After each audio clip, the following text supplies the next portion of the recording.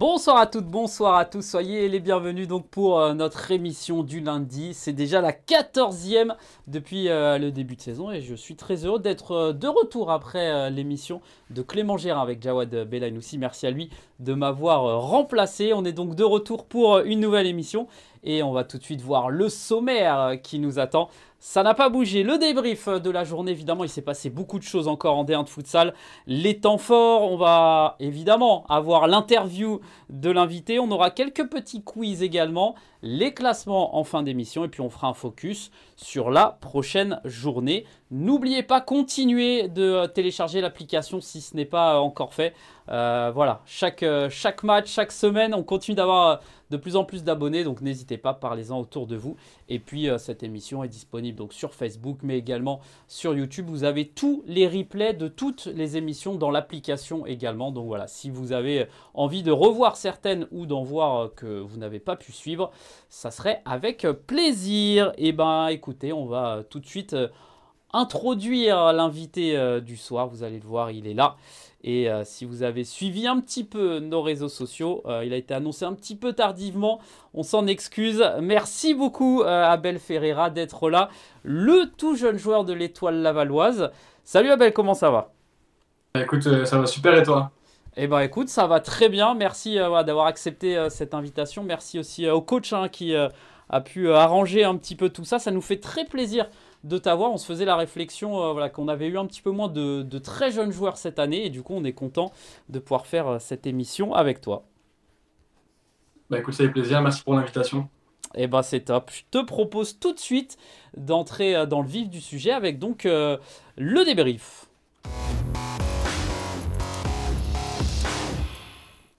Et donc le débrief de cette 14e journée, je le disais en introduction, il s'est passé pas mal de choses. Tout d'abord la victoire de l'Étoile Lavalloise, on aura l'occasion d'en reparler avec Abel qui est donc notre invité. Kingersheim qui est allé s'imposer du côté de Gaulle et qui continue sa bonne série. Le Sporting Club de Paris qui a enfoncé malheureusement Béthune, on le sait, qui est en difficulté. Le Paris Acaza qui a battu de justesse l'UJS Toulouse dans un match de costaud. Nantes qui a encore perdu malheureusement à domicile dans sa salle Mangin-Beaulieu. C'est le KB qui fait la très bonne opération, le Kremlin Bicêtre United. Et enfin, c'était le match de la peur, le match à 6 points entre l'AC Ajaccio et Hérouville. Victoire des Normands, on en reparlera évidemment. Et Abel, on va commencer justement par ce match contre Toulon. Un match qui s'est joué à l'Espace Mayenne, qui s'est joué pour vous avec quasiment l'équipe type. Wassini Guerriot était blessé. On le sait, pour Toulon, il y avait eu quelques petits soucis d'effectifs. Mais encore une fois, hein, rien n'est jamais acquis avant le match. Vous avez fait le boulot et ça a été même plutôt bien fait. Ouais, c'est ça, bah, on a pris le match au sérieux, donc forcément quand on reste sérieux et qu'on fait face à n'importe quel adversaire, on peut tout faire, quoi. Donc voilà, même si on savait qu'il y avait des absences du côté de Toulon, on est resté concentré du début à la fin et on a pu gagner. Comment ça se passe justement un petit peu avant les matchs? Voilà, vous avez des entraînements, des semaines un petit peu type, ou est-ce que des fois ça peut varier selon l'adversaire? Est-ce que, voilà, si c'est Toulon ou si c'est Nantes, hein, je dis n'importe quoi, est-ce qu'on va travailler tactiquement différemment? Comment ça se passe un petit peu une semaine type d'un joueur d'Étoile Lavalloise? Non, mais le nombre d'entraînements reste le même, mais forcément, en fonction des adversaires, la préparation elle est différente. Comme tu as pu le dire, si on joue contre Toulon ou si on joue contre Nantes, la préparation ne va pas être la même. On va s'adapter au style de jeu de l'adversaire et donc bah, se préparer pour justement contrer leurs points forts et voir quels sont leurs points faibles. Ok, là on voit le troisième but, hein, magnifique de Bilal Bakali. Vous avez mis un petit peu de temps, c'est pas péjoratif, mais en tout cas, voilà, enclencher un petit peu la machine. On s'est demandé jusqu'à quand Toulon pourrait voilà, maintenir le score. Et puis ensuite, bah, voilà, ces soucis d'effectifs aussi, le physique, la technique de votre équipe a fait la différence. J'imagine maintenant, toi tu es là depuis un an, hein, on en reparlera, mais cet effectif, il y a beaucoup d'expérience. On a l'impression que ça ne panique vraiment jamais, quoi. Ah, bah, c'est une équipe qui se connaît bien forcément depuis des années. Puis même avant l'Étoile, il y a eu des relations créées, que ce soit en équipe nationale ou dans d'autres clubs. Donc forcément, c'est une équipe qui se connaît bien et ouais, donc on est confiant, on se fait confiance, quoi, ouais. Ouais, là, on voit le cinquième but de Diego Napoles. Kaikivo avait ouvert la marque. Cet espace Mayenne, j'imagine pour un joueur, on en a souvent parlé, mais ça doit être quand même quelque chose de spécial. Et puis toi, il y a aussi voilà, un moment sympa. Tu as pu marquer ton premier but. Là, on va le voir dans quelques instants. J'imagine que ça restera un moment fort de ta jeune carrière. Ouais, c'est sûr, l'espace Mayenne, c'est exceptionnel. On est devant un public impressionnant. On a un COP qui est là à tous les matchs, qui nous supporte tous les matchs. Et forcément, ça nous pousse de plus en plus à faire des efforts justement pour eux, pour les remercier quand même d'être là présents à tous les matchs, quoi. Donc, ouais, c'est plaisir. Et là, on revoit le sixième but d'El Mesrar, une action magnifique. Ça sera l'action de la journée, hein. Regardez, est-ce que toi, même des fois, quand tu es sur le banc, tu redeviens presque spectateur là, quand on voit ce genre d'action où ça va à 100 à l'heure? Est-ce que des fois, tu dis waouh, enfin, ils sont vraiment trop forts, quoi.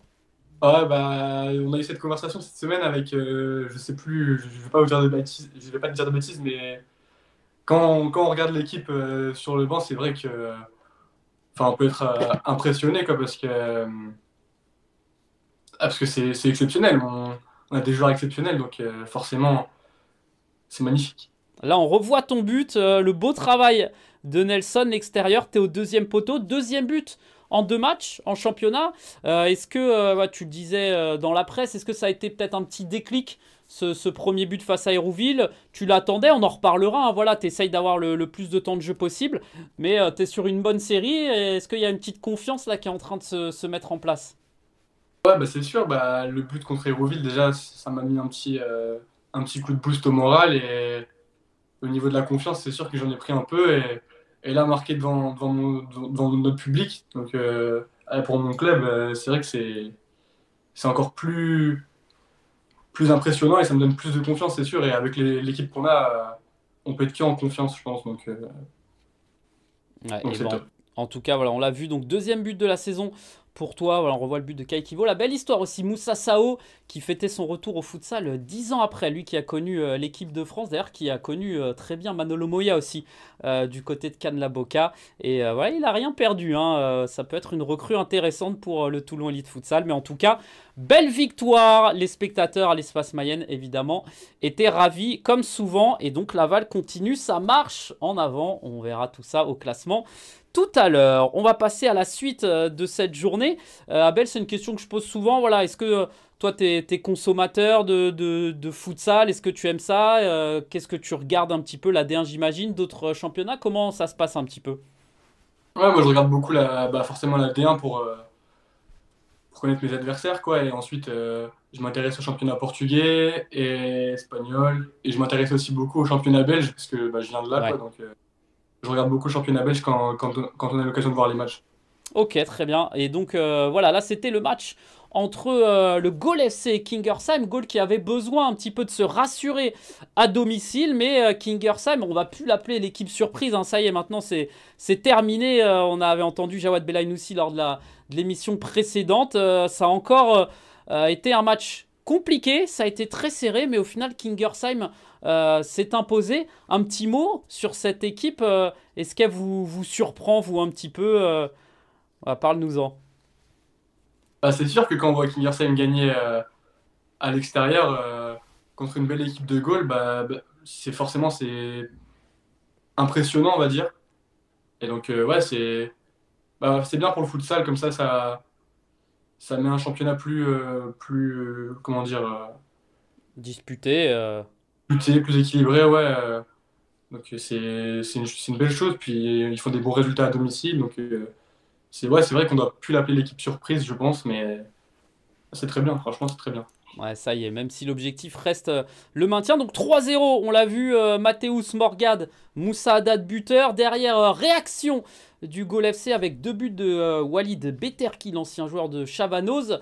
Gol qui va même revenir et on va le voir un petit peu, ça va pas craquer à la fin, ça va jouer comme souvent au futsal aussi sur des petits faits de jeu. Est-ce que toi tu sens, t'es un jeune joueur, est-ce que tu le sens, voilà, l'expérience parfois, les petits détails sur ces fins de match, c'est très important.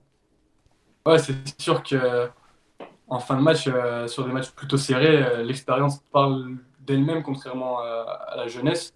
Et je pense que c'est mieux d'avoir quatre bons joueurs expérimentés plutôt que de mettre deux jeunes qui pourraient avoir un peu trop confiance en eux et font des excès de jeunesse, quoi. Donc, c'est-à-dire qui perdent le ballon bêtement, peuvent faire perdre des actions à leur équipe, etc. Mais ouais, l'expérience, on voit vraiment la différence, quoi.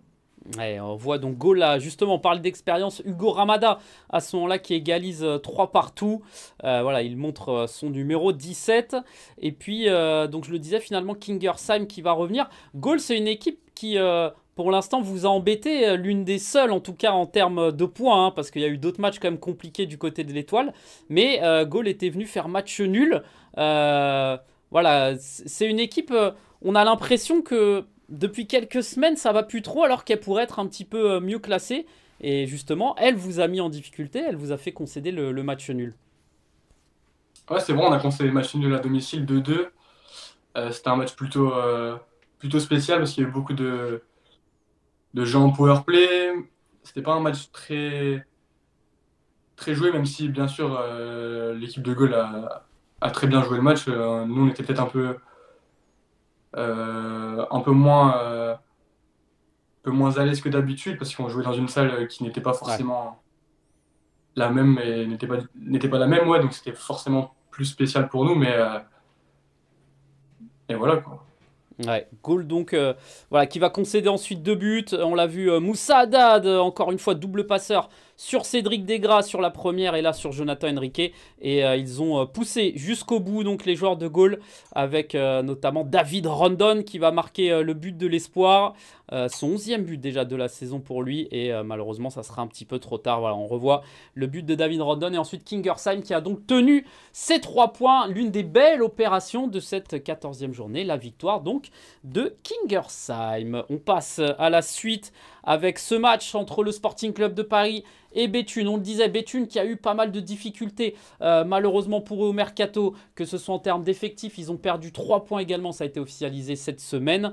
Il n'y a pas eu de match, même si l'ouverture superbe d'Abdellah El Balaoui sur un service de Raoul Villaverde. Derrière, le Sporting a déroulé. C'est un Sporting un petit peu new look, on a l'impression, Abel, par rapport à celui de la première partie de saison. Il y a eu pas mal de changements au mercato, il y a eu pas mal de recrues aussi, les 2 joueurs paraguayens, Julian Caamano notamment l'Argentin. Est-ce que c'est un Sporting qui peut aller chercher les playoffs alors qu'on le rappelle, hein, ils étaient quasiment derniers à un moment dans la saison? Ouais, ben, je pense que c'est un Sporting qui peut aller chercher les playoffs parce que ils ont comme tu as dit, ils ont les nouvelles recrues qui leur font du bien, je pense. Et puis ils ont un groupe assez solide avec les Jérôme Pasquier, les Belladj, c'est des joueurs qui ont de l'expérience en division et ouais, ça peut être un Sporting différent qui peut potentiellement chercher les playoffs, ouais. Et justement, toi qui as rejoint l'Étoile Lavalloise, voilà, qui reste sur un titre de champion de France, vainqueur de la Coupe nationale, est-ce qu'on sent justement cette confiance et un petit peu comme le Sporting, on parle d'institutions, c'est des clubs qui ont l'habitude de gagner. Alors Laval, c'est un petit peu plus jeune quand même, mais voilà, il y a quand même cette confiance due à cette année. Est-ce qu'à un moment, ça peut servir pendant un match? J'imagine que ça peut jouer en votre faveur. Bah forcément, je pense que si on est, comme je te disais tout à l'heure, si on est confiant, on peut, on peut réussir, on peut tendre à tout avoir, quoi. Donc c'est sûr que on espère gagner, que ce soit les playoffs, le championnat, enfin le championnat ou la coupe. Mais ouais, je pense on peut le faire en étant confiant et en croyant en nous, quoi.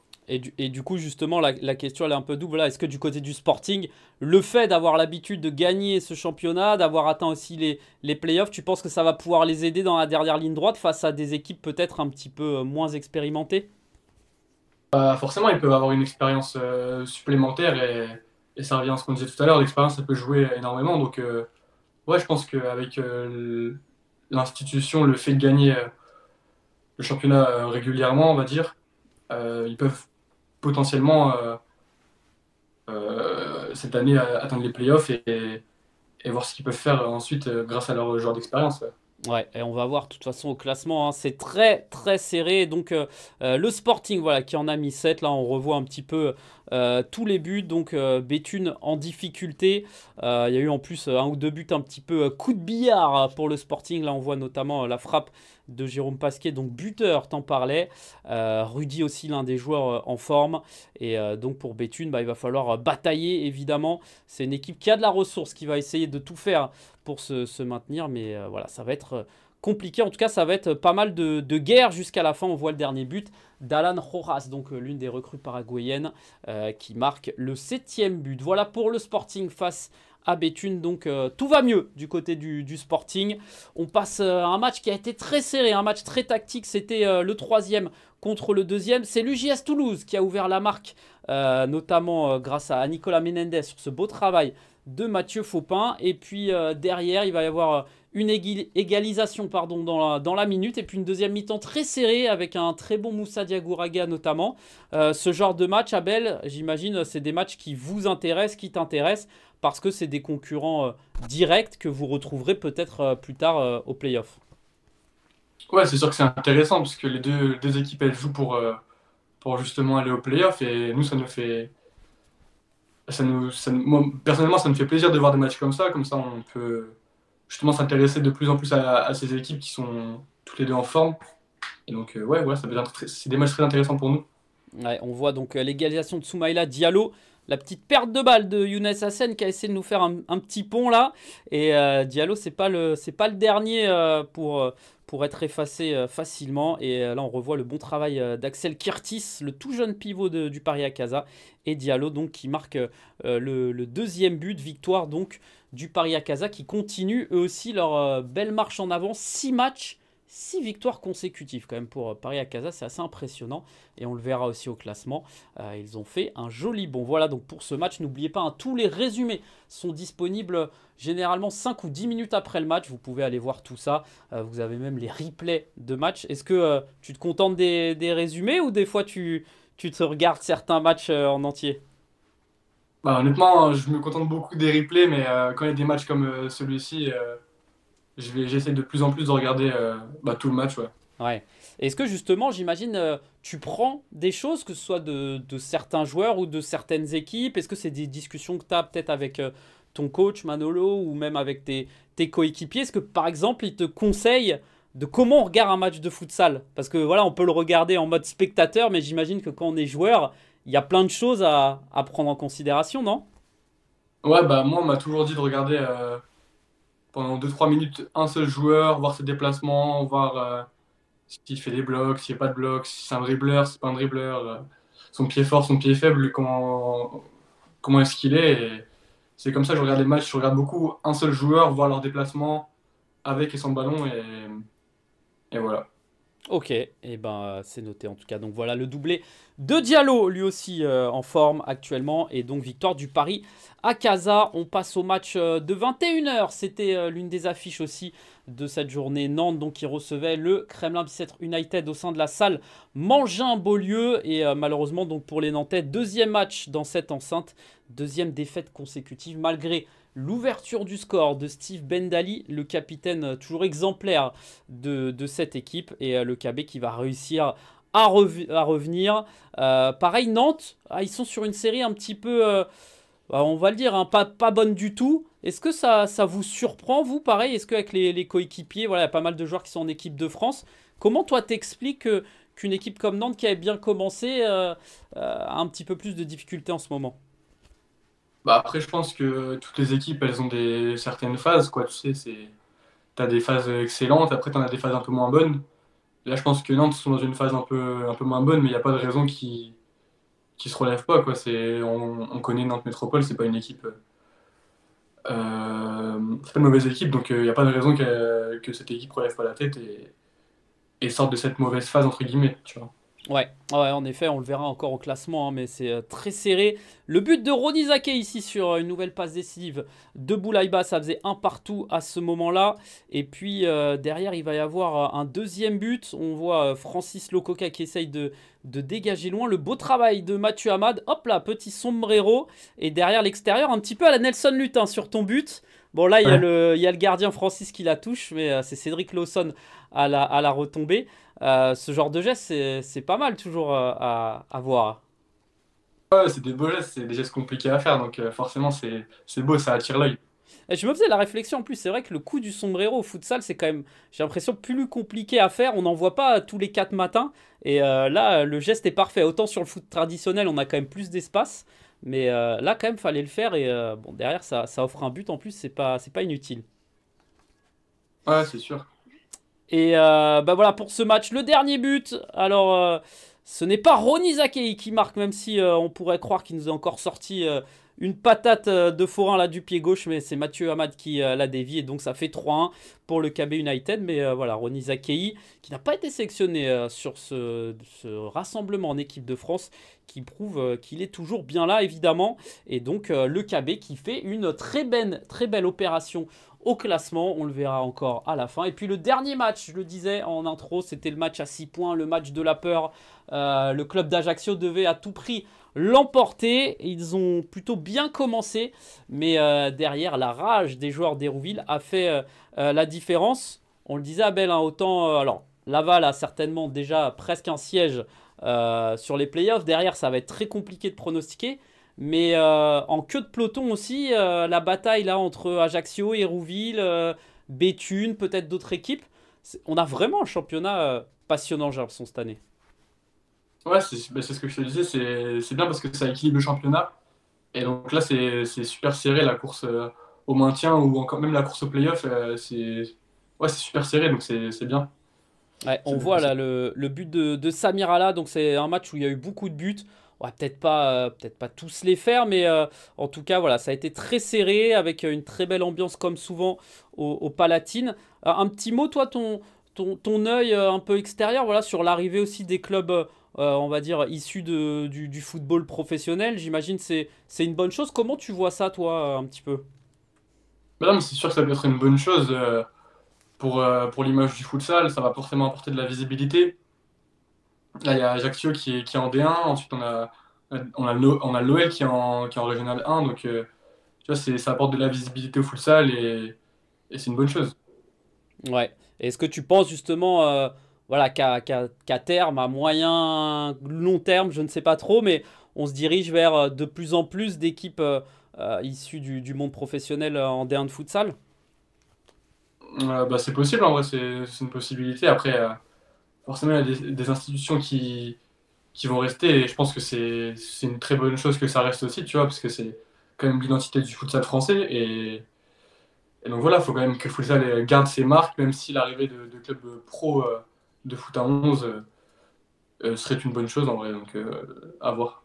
Ok, ok. Voilà, on voit le triplé de Kelson qui a fait un gros match qui donc malheureusement n'a pas pu éviter la défaite de son équipe. Écoute, on va terminer parce que sinon je vais peut-être me faire engueuler. On va me dire ah attends, on a vu tous les buts, Hérouville non. Voilà, donc on va terminer. Mais il y a eu beaucoup de buts en tout cas, une belle ambiance. D'ailleurs, ça a été très serré hein, jusqu'à la fin. Et voilà, il y a eu ce but un petit peu litigieux de Rodrigo Sperendio. Franchement, en revoyant moi aussi les images, c'est pas évident. Alors pour un arbitre, c'est compliqué. Ça fait un petit peu débat. En tout cas, à ce moment-là, ça a fait 3-3. Et puis voilà, on revoit. Hein, t'as vu, c'est pas évident. Ouais. Ça va très vite. Hein, on s'en rend pas compte. Les arbitres qui sont quand même souvent chahutés hein, en D1 de futsal. Hein, c'est pas un métier évident. Ah, c'est sûr, c'est pas évident un métier d'arbitre, mais bon, c'est les règles, c'est les règles. Exactement. Et derrière, voilà, Abdelila là, donc qui marque le quatrième but sur un service de son frère Nabil. Nabil qu'on avait reçu il y a quelques semaines dans l'émission et qui continue. Là, ça y est, il a trouvé son rythme de croisière. Là, cette fois, c'est une passe pour Abdelila là. Et puis voilà, ça a été vraiment tendu jusqu'à la fin. Derrière, Yuri Madruga, encore une fois, qui a été excellent. Le Brésilien qui marque le cinquième. Il reste 3 minutes à ce moment-là. Et comme souvent, le club d'Ajaccio ne lâche rien. Ils vont même réussir à marquer un quatrième but. On va le voir par Elias Essagir. Ça, c'est le but de Yuri Madruga. Hérouville, c'est une équipe que vous avez beaucoup joué hein. Récemment. Vous les avez joués en coupe, en championnat. C'est plutôt bien passé pour vous. Ouais, ouais, c'est sûr, on les a joués 2 fois en 2 semaines et ouais, ça s'est bien passé pour nous en effet. Et voilà, donc on voit le but d'Essagir. Et puis donc pour terminer, dans les toutes dernières secondes, hein, c'est ça aussi la beauté du futsal. Il reste 40 secondes à ce moment-là. Et du coup, Essagir qui marque, on se dit, j'ai regardé le match, j'étais sur mon téléphone. Et là, voilà, toute dernière seconde, le buzzer pour Nabil Ala qui voilà, a marqué le 6e but. Donc victoire d'Hérouville. Félicitations à eux. Rien n'est joué encore pour Ajaccio. On va voir au classement. Vraiment, tout est très serré. Je te propose, Abel, de passer maintenant au temps fort de cette 14e journée.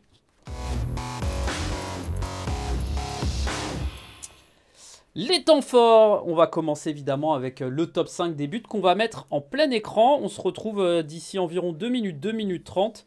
Et voilà, c'est parti, profitez des 5 plus beaux buts de cette journée.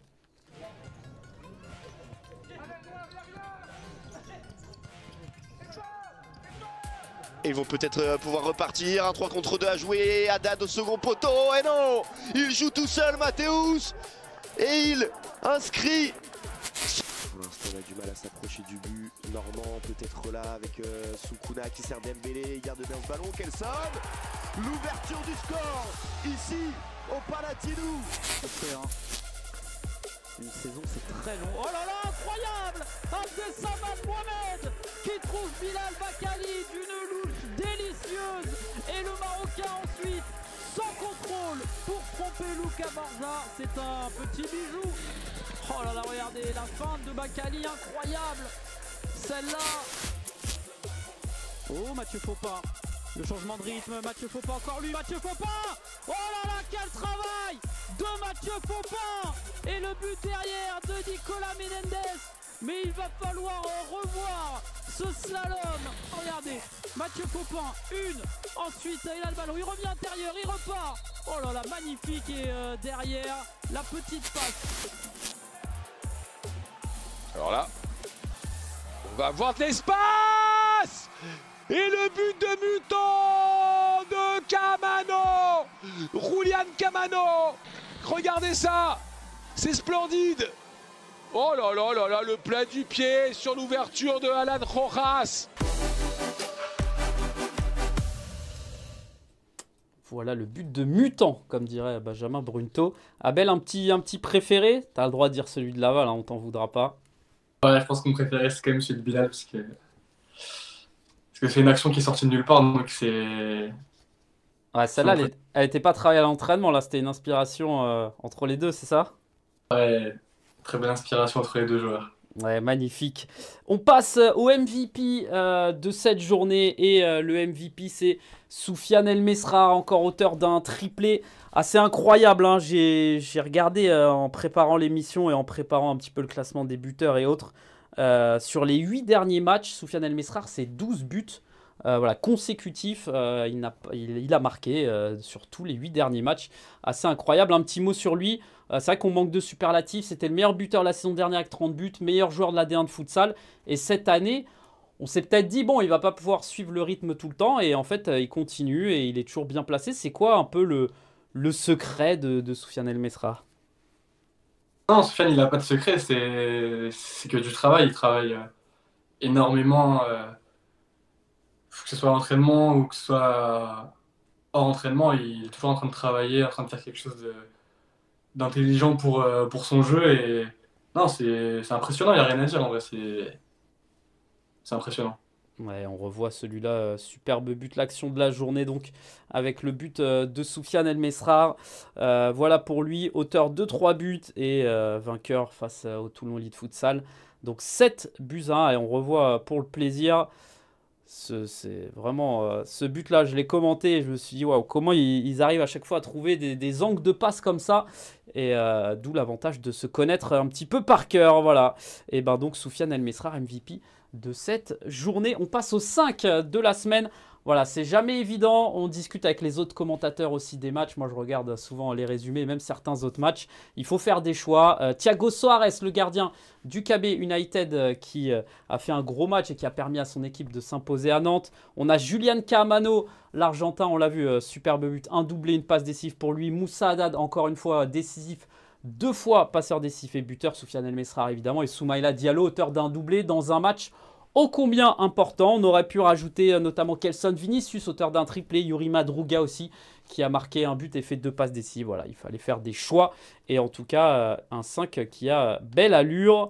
Voilà, un petit peu pour ce 5, Abel, des joueurs que tu connais. Est-ce qu'il y a des joueurs justement que tu aimes bien aussi regarder? Évidemment, à Laval, tu as le choix, on en reparlera dans l'interview, mais est-ce qu'il y a d'autres joueurs du championnat que tu apprécies ou voilà, sur lesquels tu aimes bien justement un peu voir ce qu'ils font?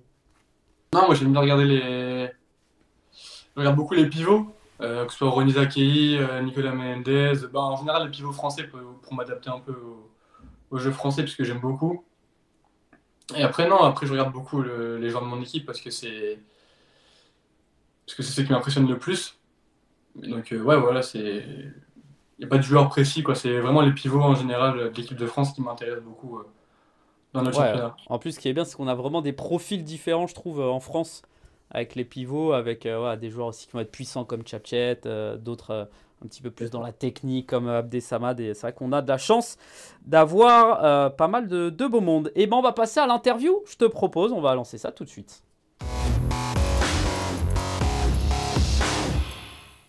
On bavarde, mais le temps passe. L'interview donc de l'invité, voilà, on est content de t'avoir parce que c'est vrai que tu es un jeune joueur, on a entendu un petit peu parler de toi, en bien plutôt. Mais voilà, c'était l'occasion aussi de te connaître un petit peu plus.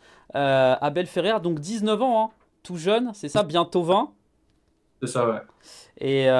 Et du coup, la petite question un petit peu habituelle, c'est voilà comment on arrive au futsal, comment on découvre un petit peu ce sport. Bah, c'est quand j'étais tout petit, j'ai découvert ce sport en Belgique et du coup, j'ai essayé 1 an pour voir ce que ça donnait et j'ai directement accroché. Et voilà, j'ai jamais arrêté le futsal quoi, depuis maintenant ouais, presque 10 ans. Donc voilà. Ouais, tu fais partie de cette nouvelle génération qui ne vient pas spécialement du foot à 11, qui a voilà, commencé le futsal très tôt et qui n'a jamais lâché. T'as pas fait de double pratique à un moment donné, non? T'es resté vraiment focus futsal? La première année, j'ai fait double pratique parce que je savais pas si forcément j'allais apprécier. Et dès que j'ai su que j'allais apprécier, j'ai arrêté de faire ma double pratique et je me suis concentré que sur le futsal. Et comment on se retrouve en Belgique? C'est quoi? Tu vivais là-bas ou t'as passé la frontière Non, moi j'habite en France, mais je suis frontalier. Ouais, Et ok. donc, j'ai entendu parler d'un club en Belgique qui était assez réputé pour la formation des jeunes. Et donc, j'ai pas hésité pour me lancer, quoi. Donc du coup, voilà, premier club enfin, professionnel, un Squadra Mouscron. C'est donc là un petit peu où tu as fait toute ta formation là-bas. Du coup, ça se passe comment un petit peu? Ouais, bah, la Squadra Moucron, c'est ce qui m'a formé. Depuis que je suis tout petit, j'ai pas bougé de là-bas, quoi. Et ouais, non, j'ai été formé là-bas. J'ai fait 1 an aussi dans un petit club en France pour tester le futsal français. Puis je suis revenu en Belgique directement. Et j'ai pu jouer en D1 rapidement. Et voilà. Et où on en est niveau belge? Voilà. Alors sur la formation, un peu comment ça se passe? On sait qu'en France, il y a des demandes aussi pour avoir peut-être des compétitions de jeunes. Ça se passe comment quand on joue toi, tu as commencé en quelle catégorie? J'ai commencé en U9. Ok, Mais j'ai joué pour le championnat U11 parce que la catégorie U9 elle était trop jeune pour faire un championnat national. ok. Et donc on se retrouve rapidement à jouer du côté wallon de la Belgique, du côté français. On fait le championnat, on fait les playoffs entre jeunes et ensuite on se retrouve à jouer en championnat national, quoi. Ah, ouais, donc il y a quand même des championnats. Donc sur ça, le futsal belge est peut-être un petit peu plus en avance qu'en France, où c'est peut-être plus des plateaux ou des choses comme ça, quoi. Il y a vraiment une culture de la formation en Belgique. Ouais, c'est ça. Il y a directement dès le plus jeune âge des playoffs, championnat très disputé avec des très bonnes équipes de division 1 aussi notamment. Donc voilà, ouais. Ouais. On voit là, donc ça c'est un petit peu l'arrivée. Voilà les premiers matchs un petit peu en pro. T'as commencé à quel âge du coup? Je crois que c'est 16 ans, c'est ça? Ouais, à 16 ans, je commençais, bah, j'étais un remplaçant au début, je faisais quelques entrées. Puis j'ai commencé à m'imposer dans le futsal belge et voilà, ensuite j'ai joué régulièrement, quoi. Et c'est quoi un petit peu les différences? Alors, c'est une question que j'avais notée, et une question que Jonathan Neukermans nous a posée, que je salue évidemment, un des fidèles de Futsal Zone. C'est quoi les grosses différences entre la D1 belge et la D1 française? Tu as plus d'expérience du coup en D1 belge. Voilà, toi, qu'est-ce qui te saute aux yeux un petit peu dans les grosses différences? Bah, en Belgique, on a plus de jeux basés sur l'individuel, on va dire, sur le 1 contre 1. Il y a beaucoup d'1 contre 1, beaucoup de joueurs qui peuvent nous surprendre à chaque moment, chaque instant. Alors qu'en France, il y a beaucoup plus le côté tactique, moins de touches de balle sur certains joueurs, quoi, sur certaines équipes. Après, il y a des joueurs qui sont là pour le 1 contre 1 et qui le font très bien, quoi. Mais en Belgique, c'est ce qui me choque particulièrement, entre guillemets, choque. Et donc voilà, il y a beaucoup plus d'un contre 1, on va dire. Ok, très bien. Et donc tu t'es voilà, adapté assez rapidement à cette équipe. J'avais vu une petite photo là sur Instagram, 41 matchs, 20 buts, 22 passes décisives. C'est ça les stats? Ouais, c'est ça les stats de quand je jouais en Division 1. Ouais. Ok, ok, cool. Et j'imagine, ouais, pas mal de bons souvenirs. On parlait des clubs pro. Voilà, on sait en Belgique, il y a notamment des grands clubs comme Anderlecht. Le Squadra Mouskon, ça donne quoi un petit peu en D1 belge? Je crois que c'est un peu milieu de tableau, non? Ou je me trompe? Ouais, là, cette année, c'est un peu plus bas de tableau, Ok. mais voilà, ils ont fait un mercato avec des joueurs qui viennent de Béthune, donc Ouais. ça peut être une bonne chose pour eux. Et voilà, je pense que ça peut le faire pour eux, mais comme tu as dit, il y a Anderlecht aussi qui est dans le championnat et c'est compliqué contre Anderlecht. Ouais, j'imagine. Bah voilà, donc cette période belge, on va rester sur la chronologie. Pendant un petit peu la D1 belge, il y a aussi des sections en équipe de France. J'imagine que voilà, toi, tu es d'origine portugaise. La sélection française, ça a été un choix naturel. Enfin, comment on te contacte? Comment ça se passe les premiers échanges? Bah, en fait, dans chaque région, tu sais, tu as Ouais, des sélections interdistricts, etc. Et bah, moi, j'ai commencé par faire celle du Nord, etc., etc. J'ai enchaîné. Et ensuite, j'ai été appelé à la suite de ça pour un stage de détection. Et le coach des U19 m'avait gardé quoi, pour la sélection finie. c'était qui du coup à l'époque? Parce qu'il y a eu pas mal de changements. Le Le coach, coach. c'était Clément Le Rebourg. Ok, Clément, ok, toujours là, du coup, Clément Le Rebourg. Et voilà, l'équipe de France, donc je disais, voilà, qu'est-ce que ça fait? C'est une question que je pose souvent, mais moi, je rêvais d'être footballeur professionnel comme pas mal de jeunes, mais voilà, porter le maillot de l'équipe de France au futsal, recevoir le kit, la Marseillaise, ça doit être énorme quand même. Non, c'est impressionnant. Franchement, c'est impressionnant. C'est un honneur, c'est une fierté, tu vois. Bah, tu sais, t'as pas vraiment les mots pour le décrire, mais tu sais, c'est spécial. C'est quelque chose de spécial. Ouais, j'imagine. On voit là une autre photo un peu plus récente. Du coup, tu as joué un peu avec les U19. Là, maintenant, tu es en U21, c'est ça? Là, moi, je suis en U21, c'est ça. Ouais, U21, on voit voilà, un des derniers rassemblements. Tu le disais, donc c'est impressionnant. Est-ce que tu sens aussi une petite différence entre même, bah, toi j'imagine tu évolues en tant que joueur, en tant qu'homme, le niveau U19, U21, voilà, on se dit, on passe d'adolescent à homme, c'est un peu plus compliqué, plus physique, c'est quoi un peu la différence? J'imagine ça dépend aussi des pays.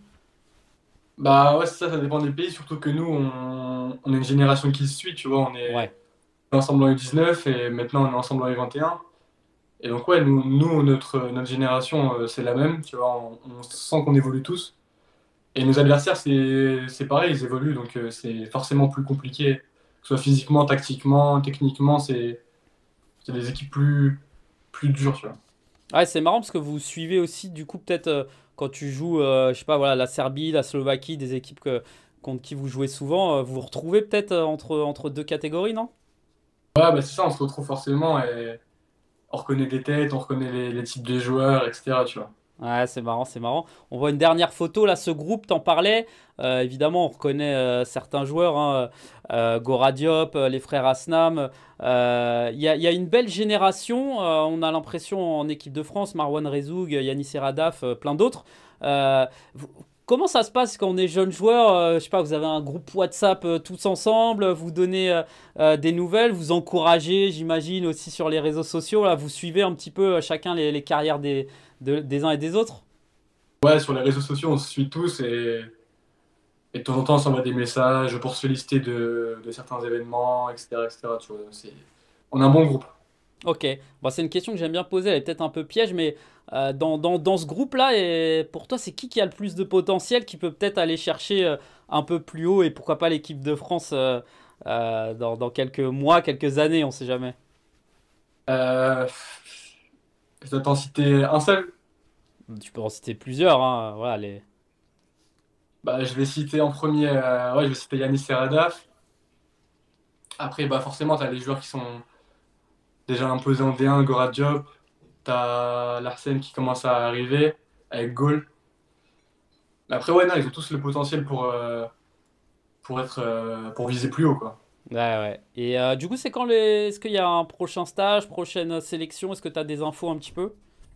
Bah, là, actuellement, il y a un stage du 23, Ouais, mais le prochain stage la du fontaine. 21, ouais, c'est ça. Le prochain stage du 21, c'est en avril, je pense.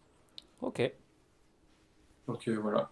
Et j'imagine que tu échanges aussi avec le sélectionneur. Voilà, vous restez un petit peu en contact de temps en temps. Ouais, on utilise plus une application qui nous suit tous les week-ends, avec nos stats, nos temps de jeu, si on est blessé, etc. Ok, ok, intéressant. On apprend des choses en tout cas. Et puis bah voilà, l'équipe de France. Donc il y a cette signature à Laval. On a trouvé une photo un peu marrante. C'est quoi? C'est la pré-saison. Vous jouez contre Laval. Il y a des petites photos souvenirs. Et puis finalement, bah, après il y a ce transfert. Comment ça se passe à l'époque? Du coup, c'est André Van der Leyen, le coach. On le salue, Ouais, André, c'est ça. évidemment. C'est lui qui a envie de te recruter. C'est lui qui vient de parler. Comment ça se passe un petit peu? Bah, là, c'était un match ouais, pré-saison. Et à la suite de ça, bah, forcément, j'ai essayé de garder contact avec André, même avec les joueurs. Et donc, en cours de saison, André m'a envoyé un message pour savoir si le projet de Laval il m'intéressait. Et j'ai pas hésité. J'ai pas hésité, franchement, c'était un projet qui était au top et voilà, qui aujourd'hui me convient. Et comment on est quand on reçoit un SMS d'André Van der Leyen et de l'Étoile Lavalloise? Est-ce que le projet te plaît? Bon, actuellement en France, le projet de Laval, il est quand même pas mal. Ouais, non, là, j'étais. Bon, honnêtement, ça m'a surpris un peu parce que je m'attendais pas à ça et bah forcément, je me suis senti. J'étais heureux, quoi. Donc voilà, j'ai pas d'autres mots Ouais, pour te ouais, décrire. c'est être heureux, c'est déjà bien. Donc voilà, ça fait une saison, on voit quelques photos. Il y a eu la Ligue des Champions aussi qui s'est passée il y a quelques mois. T'as gratté un petit peu de temps de jeu sur le dernier match, hein, il me semble. Je sais pas si t'as écouté les commentaires, hein, je disais est-ce qu'on va le voir, est-ce qu'on va le voir, Abel Ferreira notamment. Mais voilà, et finalement, ces premières minutes aussi, ça j'imagine, tout va vite en fait pour toi, on a l'impression. Est-ce que tu as une forme de pression? Est-ce que tu vis ça assez tranquillement? Comment ça se passe au quotidien? Non, forcément, tu sais, t'as une petite pression parce que, ouais, comme tu as dit, tout s'enchaîne.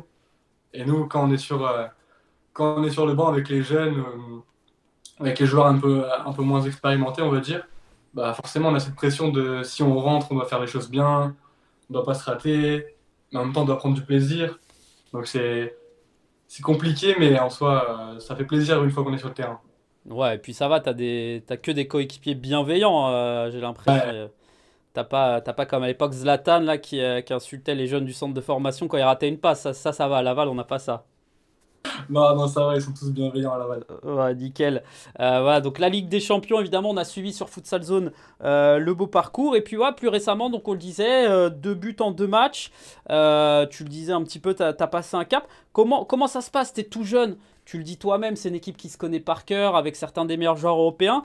Est-ce qu'à un moment, voilà, quand on reste sur le banc, j'imagine qu'il y a un petit peu de frustration quand même parce qu'on a envie de jouer. Est-ce que tu t'es dit, c'était peut-être pas le bon choix, c'était peut-être trop tôt? Ou justement, ce qui est en train de se passer te fait dire que voilà, chaque chose en son temps et il faut être aussi patient. Non, je suis jamais réellement frustré, tu vois, c'est plus j'avais l'envie de jouer, mais bon, c'est pas grave au vu du score, on peut être que content, on a gagné. Et puis ouais, je suis là, comme tu as dit, je suis là bah, moi j'étais là pour apprendre, donc là j'apprends beaucoup et maintenant que j'ai eu ma chance, bah, je fais tout pour continuer à avoir cette chance-là et pouvoir gratter quelques minutes match par match, quoi. Donc là, je suis content d'être là, moi. Ouais, et puis j'imagine, on en parlait un petit peu, la confiance, voilà, montrer aussi au coach que toi aussi tu peux marquer, que tu peux apporter un petit quelque chose à l'équipe. Ouais, bah après, ça, tu sais, les buts, c'est en bonus, mais j'espère pouvoir apporter à l'équipe dans le jeu principalement, tu vois. Et après, si j'arrive à marquer, faire des passes décisives, c'est encore mieux. Mais d'abord, être assez bon dans le jeu et après voir pour plus. Ok, génial. Bah voilà, donc pour l'étoile Lavalloise, on a une dernière petite photo. Voilà, je sais que tu es un petit peu partenaire, ambassadeur de Keepsta. Parle-nous de ça un petit peu, parce que c'est vrai que les joueurs de futsal, voilà, on voit de temps en temps les petits posts sur les réseaux sociaux pour remercier les sponsors, mais toi, on a l'impression que c'est vraiment un vrai partenariat. Tu es ambassadeur de Keepsta, du coup? Ouais, bah, ça fait longtemps que je suis avec Kipsta c'est en partie grâce à une personne qui travaillait dans le nord de la France Ouais. et qui est partie au Portugal. Et depuis, on est resté en contact et j'ai eu quelques événements avec eux. Et depuis, je suis toujours avec eux. Je joue avec Kipsta. Pas de problème avec ça, quoi. Ouais, c'est bien, c'est intéressant aussi pour un jeune joueur d'avoir le futsal, mais de représenter aussi une marque. Enfin, ça peut même te servir plus tard dans le monde du travail ou dans plein de choses. Ouais, mais c'est sûr, et ouais, c'est une chance que j'ai. Donc, je suis reconnaissant envers Kipsta, envers la personne qui m'a aidé. Et voilà, que je suis reconnaissant. Bon, bah, tu pourras leur dire qu'ils mettent un petit peu d'argent en D1 de futsal. Voilà, il y a plein de possibilités hein, pour sponsoriser un petit peu, pour qu'on ait encore plus de moyens et qu'on fasse plein de choses. Keepsta avec plaisir, hein. Non, mais je rigole, mais c'est voilà. En tout cas, pourquoi pas. Mais je sais que Keepsta fait pas mal de choses dans le futsal et évidemment, on salue notamment Valentin Cholet qui fait voilà pas mal de choses. Et ben, merci beaucoup pour cette petite interview. Allez, on finit avec deux trois questions des internautes. Alors plutôt des questions de coéquipiers, hein. Il y a Kaïk, Ivo, qui te demande comment tu fais pour marquer autant au Peladao. Ça, c'est parce que je suis grand. Je suis Ouais. grand et je saute plutôt haut. Donc c'est grâce à ça que je marque au Pénada. Il y a Diego aussi, Diego Napoles, évidemment, qui nous demande si tu as bien compris la stratégie en portugais lors de la dernière séance avec justement Kaïk et lui. Ouais, C'est quoi, il te, ouais. il, te il te parle un peu, vous parlez tous portugais du coup? Comment ça se passe un petit peu? Non, il parle entre portugais, mais moi je comprends. Donc ouais, j'ai très bien compris la stratégie Ok, la dernière. ok, très bien. Il y avait une question de Sacha Paddle qui nous demande si tu as des modèles dans le futsal. Ouais, bah après, sur mon poste, comme je te disais tout à l'heure, les pivots français. Donc forcément, en premier temps, il y a Abdel Samad dans mon équipe, que je côtoie au quotidien. Donc je peux voir ce qu'il faut faire, il me conseille, etc. Après, en fait, toute mon équipe, c'est des modèles pour moi. Puis, j'ai forcément Nicolas Menendez, Ronny Zakei, Tchapchet, Arshad Tchapchet, et voilà quoi. Ok, très bien. Et une dernière petite question de Marin C qui nous dit justement qui t'impressionne le plus à l'entraînement? Ouais, t'as le choix, hein, t'as pas mal de bons joueurs. Non, un entraînement bah, il y a Soufiane qui est toujours à 2000%, et après, il y a des joueurs un peu plus calmes, mais qui m'impressionnent toujours. T'as Souel Moudjine, Bilal Bakali. En fait, ils sont tous impressionnants, tu vois, c'est compliqué Ouais, à dire. ouais, j'imagine. Et ça, c'est une question que je rajoute, mais voilà, le fait aussi parfois de. Enfin, comment en fait tu quantifierais le fait d'être au sein du club de l'Étoile Lavalloise, d'avoir peut-être un petit peu moins de temps de jeu que si tu étais dans un club de milieu de tableau ou même en D1 belge, mais le fait de s'entraîner en fait quotidiennement avec ces joueurs, j'imagine que c'est un coup de boost incroyable aussi pour la suite de ta carrière. Ouais, je pense que c'est un très gros coup de boost même, mais ouais, non, on s'entraîne beaucoup, donc forcément tu progresses beaucoup. Donc s'entraîner avec des joueurs comme ça peut être que un coup de boost. Et donc c'est exceptionnel pour moi, et voilà. Ok, génial. Et bah écoute, je te propose de passer à deux petits quiz voilà, pour terminer la séquence interview et puis passer à la dernière partie de l'émission. Est-ce que tu es prêt? Vas-y, je suis prêt. Allez, on va commencer par le tu préfères. Voilà, deux possibilités, c'est très simple, sans trop réfléchir. Je te propose, première question, est-ce que tu préfères être buteur ou passeur? On va dire passeur. Altruiste. Le championnat belge ou le championnat français? Championnat français. Est-ce que tu préfères marquer d'un petit plat du pied à sécurité ou un bon gros pointu des familles? Non, un bon petit plat du pied. Ok. La qualité de dernière passe de Soel Moudine ou la vitesse de Wassini Guerriero? À la vitesse de Wassiné. Elle est pas mal. Sombrero, on l'a vu tout à l'heure, ou petit pont? Petit pont. Ton premier but en équipe de France ou le premier but avec Laval? Mon premier but en équipe de France. Très bien. Le sens du but d'Abdessamad Mohamed ou l'activité rayonnante de Soufiane El Mesrar? L'activité rayonnante de Soufiane. Allez, dernière question. Bon, allez, simple, hein. L'espace Mayenne ou le gymnase de la Squadra Mouscron? L'espace Mayenne. Voilà, même si j'imagine qu'il y a plein de très bons souvenirs C'est sûr. dans ce gymnase où tu as été formé. On va passer à la deuxième petite série de questions.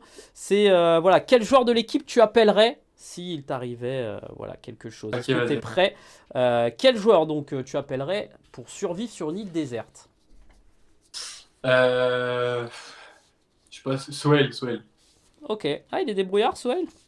Ouais, ouais, il est débrouillard. Ok, très bien. Qui t'appelle si tu dois déménager? Kaïk. Ah non, Louis. Ouais, pas mal, oui, ouais. Si tu tombes en panne de voiture, bon, t'as peut-être pas le permis encore, je sais pas. Si j'ai le permis. Ah, ça va. En panne de voiture, j'appelle Milo ou Jules. Ok, très bien. Pour faire Pékin Express. Bah, je pense que j'appelle Souhail aussi, un débrouillard. Ok, très bien. Alors, ça là, elle est un petit peu plus piège. Pour cacher un corps. Euh, Ouais, j'appelle Milo ou Jules encore une fois. Un des deux. Ok. Pour faire le speaker à l'espace Mayenne, si notre cher David Lorichon n'est pas disponible, qui on peut appeler? Pour faire le speaker, Nelson. Ok. Ah, je verrais bien Nelson Lutin, tiens, en speaker.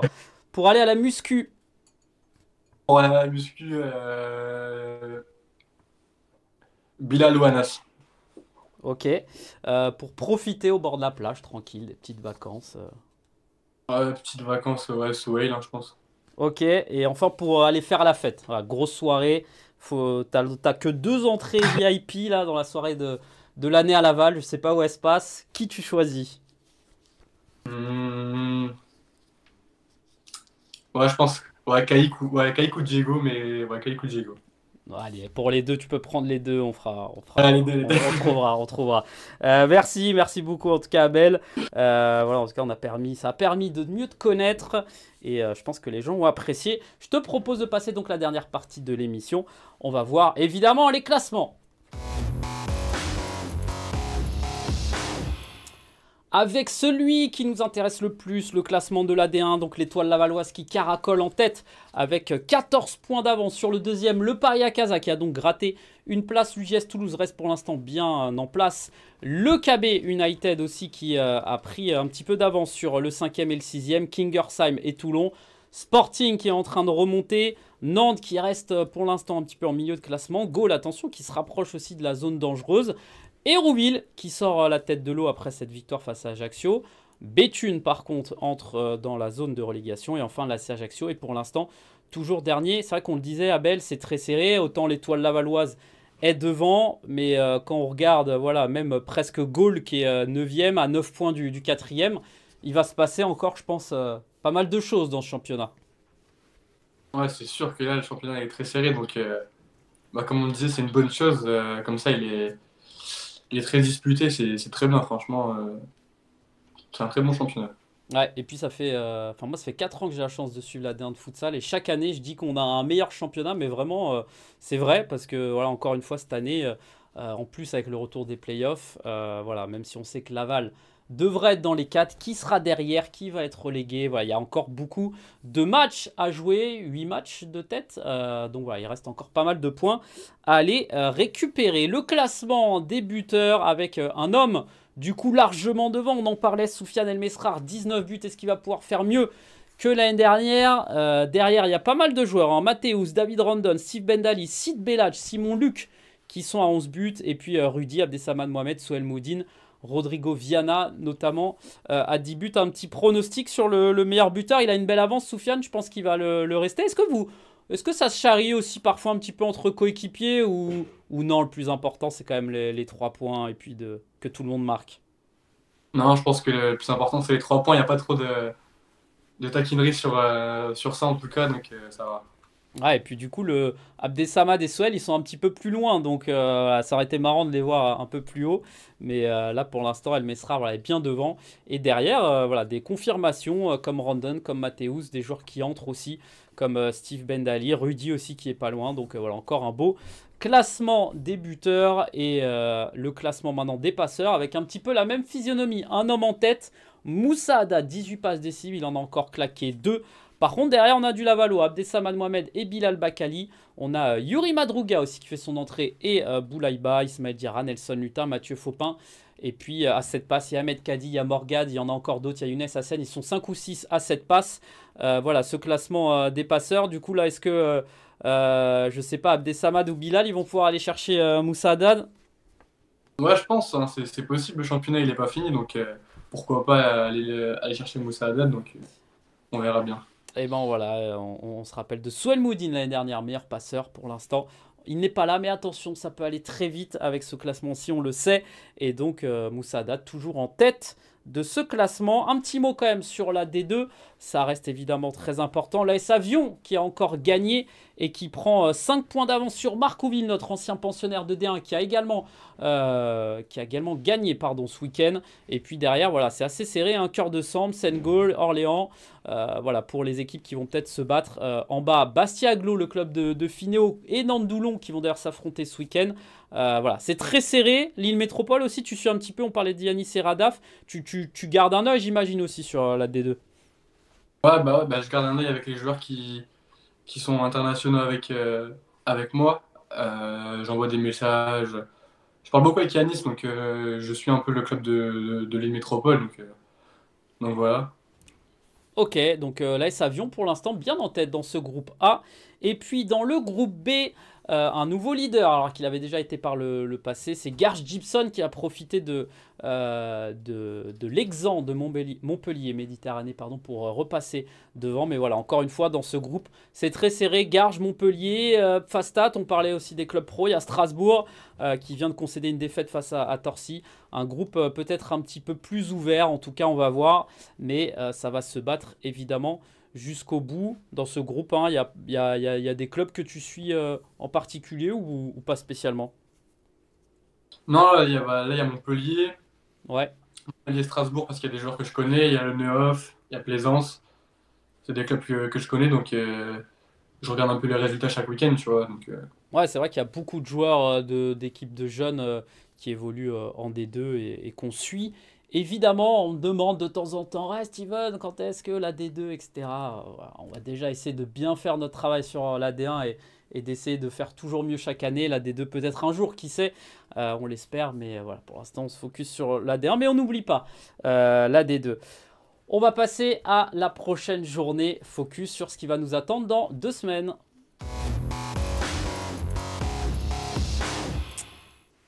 Et donc la prochaine journée avec un gros match pour vous, le déplacement au Kremlin Bicêtre au sein du gymnase Ducasse et sa chaude ambiance. Il y aura aussi un très beau match entre Kingersheim et le Sporting, 2 équipes du coup qui se battent aussi pour les playoffs. Hérouville face à Paris Akaza. Est-ce que Hérouville va réussir à rester sur cette bonne série? Est-ce que Akaza va pouvoir faire un 7 sur 7? Le Toulon Elite face à Ajaccio. Le Toulon Elite qui est en difficulté en termes d'effectifs. Ajaccio qui doit prendre le plus de points. Béthune face à Nantes. 2 équipes aussi qui ont besoin de points. Et puis à 21 h, l'UJS Toulouse face à Gaulle. Est-ce que Gaulle va pouvoir réagir un petit peu? Est-ce que l'UJS Toulouse va pouvoir continuer à se démarquer pour les playoffs? C'est un petit peu ce qu'on va voir sur ce match. Du coup, ça sera en plus l'affiche de cette prochaine journée. Le KB face à Laval. Déplacement pas évident avec beaucoup d'internationaux. Une équipe qui a perdu quelques joueurs. Deco, Gustavo notamment. Mais pour l'instant, qui tient. Et puis aller là-bas, j'imagine, c'est jamais évident. Je pense que tes coéquipiers t'en ont un petit peu parlé. Ouais, c'était sûr, on a été faire un match de préparation en début de saison. Là-bas, c'était un match pas évident. Donc, ouais, en plus, c'est une bonne équipe sur une bonne lancée. Donc, faudra faire attention là-bas et encore une fois, rester concentré et sérieux. Et ça peut le faire. Et ben, ça sera à suivre donc à 14 h 30 sur Futsal Zone. Et je serai au match. J'aurai l'occasion de pouvoir y aller avant d'aller commenter. Donc, on se croisera avec grand plaisir, Abel. Et je suis sûr qu'on va avoir un très joli match de futsal donc entre ces 2 équipes qui sont à la course au play-off. On va terminer avec un petit mot de l'invité. Voilà, c'est ton petit moment. Tu as une trentaine de secondes, 1 minute, 10 minutes si tu veux, pour nous donner un petit mot. Et voilà, je te laisse, c'est à toi. Non, bah écoute, merci pour l'invitation, déjà, ça fait plaisir. Et ouais, pour parler un peu de la D1, ouais, c'est un championnat à suivre qui est très disputé. Et voilà. Et un petit mot pour l'Étoile, c'est une équipe très impressionnante, toi. Donc, tu vois, donc c'est beau et j'espère qu'on va continuer sur cette lancée. Et bah, là, je souhaite bon courage aux internationaux qui sont partis soit à Clairefontaine ou soit au Maroc. Et donc voilà, hein, j'ai rien d'autre à dire. Eh ben, c'est noté, en effet. Il y a des qualifs pour la Coupe d'Afrique. Il y a évidemment l'équipe de France, donc avec les U23 d'un côté à Clairefontaine, qui vont jouer contre l'équipe de France à mercredi à 18 h à Clairefontaine. Et évidemment, les Bleus de l'équipe de France, on les suivra dimanche soir et lundi soir, malheureusement, non pas sur Futsal Zone, mais sur l'équipe. C'est bien aussi, ça permet de continuer au développement de notre sport. Et on suivra ça tranquillement derrière notre télé. Tu vas aller les encourager, là, les copains, j'imagine. Ouais, bien sûr, on va regarder ça avec grande attention, en espérant gagner. Eh ben parfait, on suivra ça. Donc match contre les Pays-Bas et la Belgique. Merci beaucoup Abel, voilà, c'était très sympa. On a tenu 1 heure, on a été un petit peu bavard, mais c'était cool de pouvoir échanger aussi avec toi, d'apprendre un petit peu plus sur toi. Du coup, on va continuer évidemment de te suivre avec peut-être un 3e but en 3 matchs. Du coup, c'est ce qu'on peut te souhaiter là contre le KB. Ah bah on verra bien, on verra bien. Ok, merci en tout cas Abel, merci à tous ceux qui étaient là avec nous comme d'habitude. On se retrouve donc non pas la semaine prochaine, mais dans 2 semaines. Le tout premier match de la 15e journée, ça sera donc le KB face à Laval. Et nous, on se retrouvera le 12 février pour une nouvelle émission avec un nouvel invité. Restez connectés sur les réseaux sociaux. Merci beaucoup Abel, bonne continuation évidemment avec ton club. Et on se donne rendez-vous donc très vite sur Futsal Zone. Merci beaucoup, merci à toi pour l'invitation et bonne continuation. Ouais, merci. Ciao, ciao. Passez une excellente soirée. On se retrouve donc bientôt sur Futsal Zone. Vive le futsal!